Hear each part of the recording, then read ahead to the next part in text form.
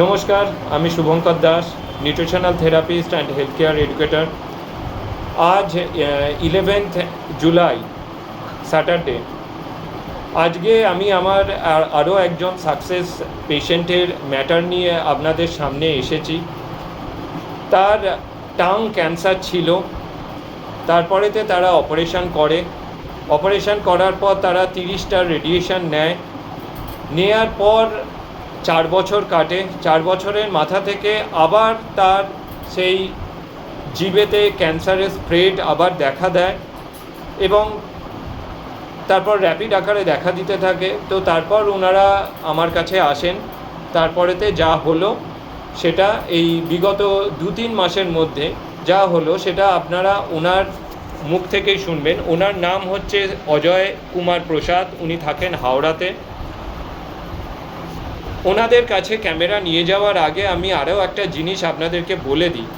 সেটা হচ্ছে, আমি বারবার করে বলি যে কেমো রেডিয়েশন এগুলো নিলে ফর দ্য টাইম বিং আপনি সুস্থ থাকবেন, কিন্তু সেই কেমো রেডিয়েশন নেওয়ার জন্য আমাদের শরীরেতে ক্যান্সারাস গ্রোথ আরও বেশি র্যাপিড আকারে দেখা দেয়। কারোর ক্ষেত্রে 5-6 মাস, কারোর ক্ষেত্রে 5-6 বছর, কারোর ক্ষেত্রে 1 বছর, কিন্তু সেটা দেখা দেবেই। তার কারণ সায়েন্টিফিক্যালি প্রুভড কেমো রেডিয়েশন বা যে কোনো ধরনের ডেডলি টেস্ট এবং অপারেশন সেটা ক্যান্সারকে স্প্রেড করে নাকি ক্যান্সারকে নির্মূল করে।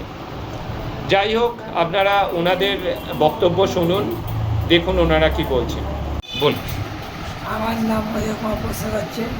আমি হাওড়ায় থাকি, হাওড়া ময়দান কালীবাজার নবগঞ্জের 26 হাওড়া 1, ওখানে থাকি। ওখানে দিয়ে আমাকে একজন খবর দিল, আমার একজন সালা হয়, আমাকে পাঠালো কি আমার জিভে একটা ক্যান্সার এসেছিলো। আমি একটা ক্যান্সার নিয়ে আমি একটা রিপোর্ট করিয়েছিলাম তাতে টাটা মেডিকেলে। তাতে আমার টাটা মেডিকেলেতে আর কি করেছিলেন? টাটা মেডিকেলে ট্রিটমেন্ট হয়েছিল, আমার অপারেশন হয়।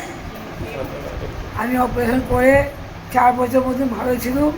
তারপরে আবার 4 বছর পরে দেখছি আবার একটি উল্টো সাইডের জিভের মধ্যে আবার ক্যান্সার আসে। তখন নিয়ে আমি অনেক ব্যস্ত হয়ে গেছি।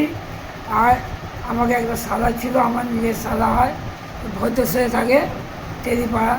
উনি আমাকে ডাকলো, আমাকে পাঠালো, বলে এখানে চলে যান, এই ডাক্তারবাবু একটা বসে, আয়ুর্বেদিক ডাক্তারবাবু খুব ভালো আছে, ওখানে যান, আপনার ভালো ইলাজ হবে।